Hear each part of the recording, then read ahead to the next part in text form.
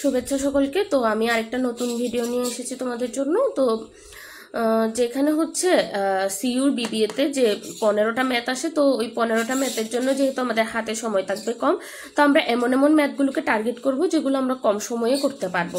তো গত বছরের 23-24 হচ্ছে যে এরকম একটা ম্যাথ আসছে, দেখো 1 থেকে 11 এর মধ্যে কয়টি মৌলিক সংখ্যা রয়েছে। এটা করতে সর্বোচ্চ 5 সেকেন্ডের বেশি টাইম লাগবে না, যদি তোমাদের কাছে একটা টেকনিক জানা থাকে। তো পরীক্ষার হলে হচ্ছে 1 সেকেন্ডটা অনেক গুরুত্বপূর্ণ, যেহেতু 1 ঘন্টায় তোমাদেরকে ম্যাথ, মেন্টাল এবিলিটি এবং ইংলিশ তিনটা জিনিসকেই তোমাদেরকে আনসার করে আসতে হবে। তো যে এই ধরনের ম্যাথগুলা, অর্থাৎ এই ম্যাথটা যদি আমরা পারি, মার্কস কিন্তু একই।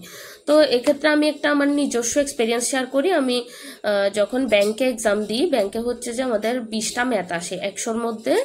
ম্যাথ, ইংলিশ, তারপর জিকে, তারপর হচ্ছে আইসিটি, বাংলা, সবগুলো আনসার করতে হয়। 5টা বিষয় আনসার করতে হয়, যার মধ্যে হচ্ছে ম্যাথ থাকে 20টা। তো ওই ম্যাথ 20টার মধ্যে আমি পার্সোনালি কি করতাম, যে ম্যাথগুলো আমি 1 থেকে 2 মিনিটে করে ফেলতে পারবো, সেই ম্যাথগুলোকে আমি আগে বেছে ওগুলো করে ফেলতাম, এবং বাকিগুলো হচ্ছে যে সময় পেলে করতাম। অর্থাৎ এভাবে আমি আমার টাইমটা ম্যানেজমেন্ট করতাম। তো বেশি কথা বলবো না, শুরু করা যাক। এখানে বলা হয়েছে যে 1 থেকে 11 এর মধ্যে কয়টা মৌলিক সংখ্যা রয়েছে। আচ্ছা, এটা হচ্ছে গত বছরের প্রশ্ন। এই ধরনের প্রশ্ন আসার সম্ভাবনা অনেক বেশি এবার, কারণ 1 থেকে 11 এর মধ্যে ধরো এখানে উত্তর হবে হচ্ছে 5টি মৌলিক সংখ্যা রয়েছে। 5টিগুলা কি কি? 1 আছে, তারপর হচ্ছে 2 আছে, 3 আছে, 4কে তো 2 দিয়ে ভাগ যায়, সো 5 আছে, তারপর আছে হচ্ছে 7, তারপর আছে হচ্ছে যে কত, সরি 1 হবে না, 1 হবে না, কারণ 1কে মৌলিক সংখ্যা বলা হয় না। মৌলিক সংখ্যা শুরু হয় হচ্ছে 2 থেকে, তারপর আছে হচ্ছে যে 11। তো এগুলো হচ্ছে যে আমাদের মোটমাট মৌলিক সংখ্যা 1 থেকে 11 এর মধ্যে। এখন যদি বলে যে 20 থেকে 30 এর মধ্যে মৌলিক সংখ্যা কয়টি, যদি এরকম বলে 20 থেকে 30 এর মধ্যে কয়টি মৌলিক সংখ্যা রয়েছে, এখন আমরা আবার আটকে যাব, কারণ আমরা তো এই জিনিসটা তো হচ্ছে মুখস্থ করার জিনিস না। আবার পরীক্ষার হলে আমরা এভাবে তোমার গুনে গুনে এত এত মৌলিক সংখ্যা, তারপরে এইভাবে চিন্তা করার মতো টাইমও কিন্তু আমাদের হাতে খুব বেশি নাই পরীক্ষার হলে। সো এক্ষেত্রে আমরা একটা টেকনিক ফলো করব। টেকনিকটা কেমন দেখো, আমি আলোচনা করি এটা নিয়ে। আমার কাছে ম্যাটেরিয়ালস খুবই কম, আমার কাছে কোনো ভিডিও করার মতো তেমন কোনো ম্যাটেরিয়ালস নাই, বাট আমি যেহেতু পরীক্ষা খুবই সামনে, আমি লাস্ট টাইম প্রিপারেশনের জন্য তোমাদের এই ভিডিওগুলো বানাচ্ছি।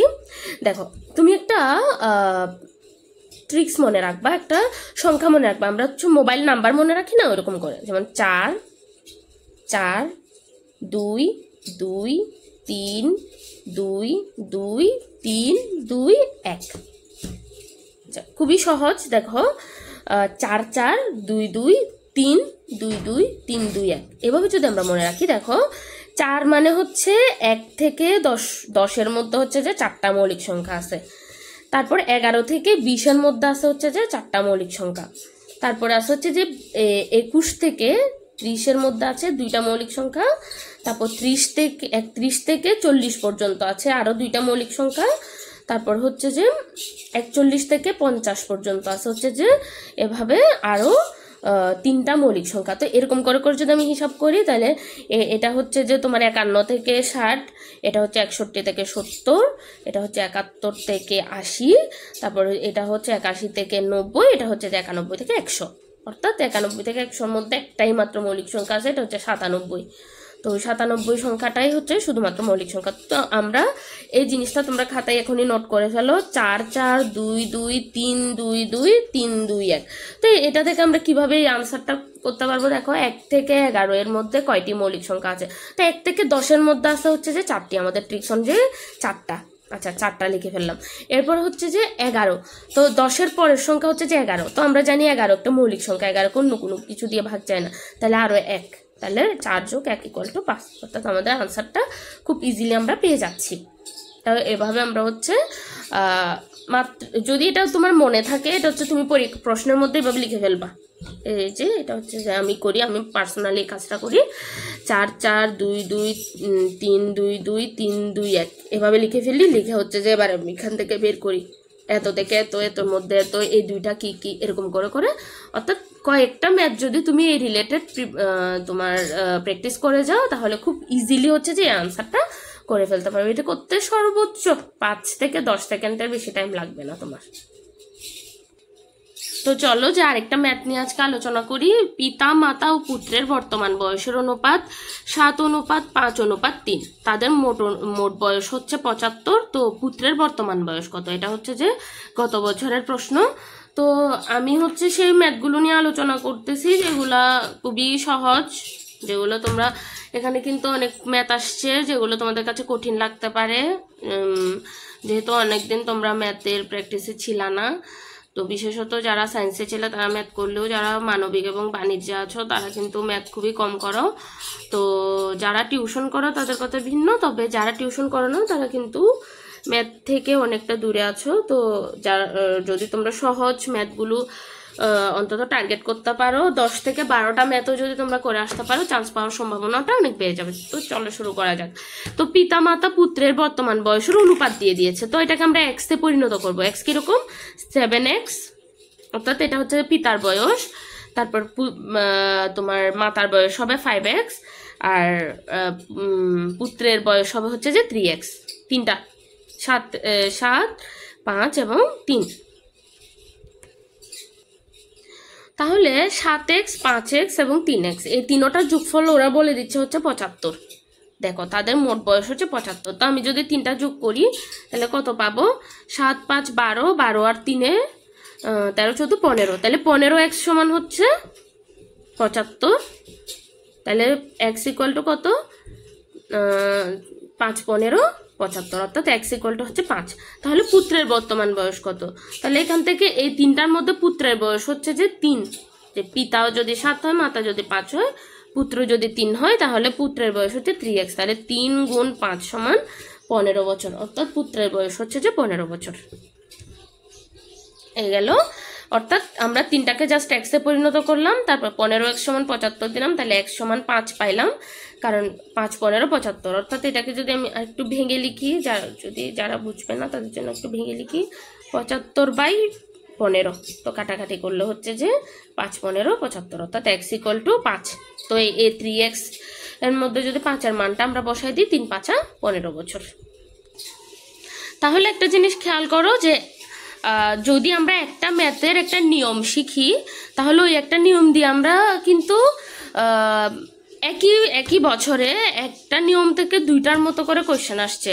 তার মধ্যে এর প্রিভিয়াস ম্যাথটা এবং এই বর্তমান ম্যাথটা হচ্ছে যে সেম। অর্থাৎ এক্সে যদি আমি এই অনুপাতটাকে যদি এক্সে নিয়ে যাই, তাহলে কিন্তু এটাকে আমি একদম জাস্ট 2 থেকে 3 লাইনের মধ্যে ম্যাথটা করে ফেলতে পারবো। তো কিভাবে করবো দেখো, একটা নির্দিষ্ট পরিমাণ টাকা এ, বি, সি এবং ডি এর মধ্যে 5:2:4:3 অনুপাতে ভাগ করে দিছি। তো সি এর টাকা হচ্ছে ডি থেকে 1000 টাকা বেশি। তো বি এর প্রাপ্ত টাকার পরিমাণ কত? তো ওইটা যদি একদম যদি চিন্তা করি, তাহলে হচ্ছে যে 5x বা 5x, যেহেতু ওরা 5 দিয়েছে আমি 5 লিখি, 5x।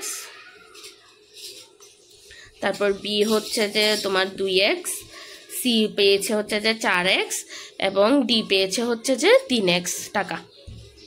তো এখানে বলছে সি এর টাকা, অর্থাৎ সি এর টাকা ডি অপেক্ষা, অর্থাৎ ডি এর থেকে সি এর টাকা হচ্ছে যে কত বেশি? 1000 টাকা বেশি। তো এক্স এর দিক থেকে চিন্তা করলে 4x থেকে 3x কত বেশি? এক্স বেশি। তাহলে এক্স ইকুয়াল টু হচ্ছে যে 1000 টাকা। ঠিক আছে, আবার বলি যে সি এর টাকা ডি এর থেকে 1000 টাকা বেশি। তো এখানে 4x থেকে 3x কত বেশি? এক্স বেশি। তো এক্স মানে হচ্ছে প্রশ্ন মতে 1000 টাকা। তাহলে বি এর প্রাপ্ত টাকা কত? তাহলে 2 গুণ এক্স এর মান হচ্ছে যে 1000, অর্থাৎ 2000 টাকা। একদম 10 সেকেন্ডও লাগবে না, 10 সেকেন্ডের আগে এই আনসারটা তোমরা করে ফেলতে পারবা, খুবই সহজ। এই গেল হচ্ছে যে আরেকটা শতকরার অঙ্ক, যেটা গত বছর এসছে। তো এবারও শতকরা থেকে একাধিক প্রশ্ন আসার সম্ভাবনা আছে। তো প্রশ্নটা দেখো যে 7 এর 300%, 5 এর 200%, এর মধ্যে পার্থক্য কত? মানে একেবারে একটা পানি ভাতের মতো অঙ্ক, সহজ কথায় বলতে গেলে। তাহলে দেখো 7 এর 300% আগে আমরা বের করে ফেলি। 7 এর মানে হচ্ছে যে গুণ, 300% মানে হচ্ছে যে 100 ভাগের 300, কারণ পার্সেন্ট মানে আমরা জানি যে 100/1, তাহলে 300% মানে হচ্ছে 100/300, ঠিক আছে। আর 5-এর 200% মানে কি 5 গুণ 200% মানে 100/200, ঠিক আছে।